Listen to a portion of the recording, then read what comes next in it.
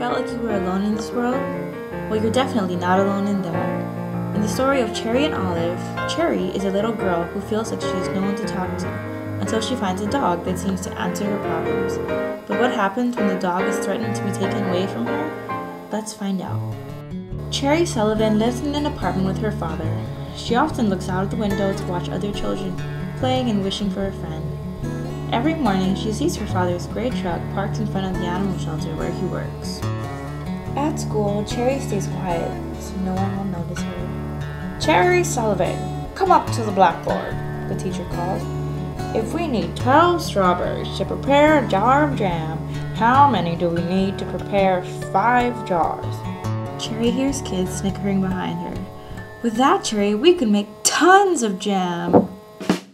During recess, Cherry sits alone on a bench at the end of the playground with a book in her lap. Books are definitely more interesting than those kids, she thinks. Then she gets lost in her book and imagines having a wonderful adventure flying around the world in a hot air balloon. But there's one boy who seems like a hero from one of Cherry's books, the handsome Angelo. He always has a group of girls flocking around him on the playground, but Cherry would never dare to join in. Since her mother left, Cherry has helped her father after school at the animal shelter, cleaning the animals' cages. One day, she notices the last cage is strangely quiet. Cherry walks over and finds an adorable, wrinkly little dog. "Why, hello, sweet puppy," she says. The dog lifts its head and wags its tail. "It's happy to see her." "I'm going to call you Olive, my round little friend," she says proudly.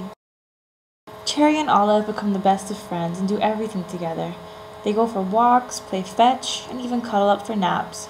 But her father warns her not to become too attached. Olive doesn't belong to you. At any moment, her owner might come to the shelter and take her home. Cherry begins to cry. "No, Dad, please don't let them take away my only friend." "I'm sorry, honey. If no one comes to pick up Olive within 1 month, you may keep her. But if her owner comes before then, promise me you won't make a fuss about letting her go." Cherry agrees, secretly hoping that Olive's owner will never find her.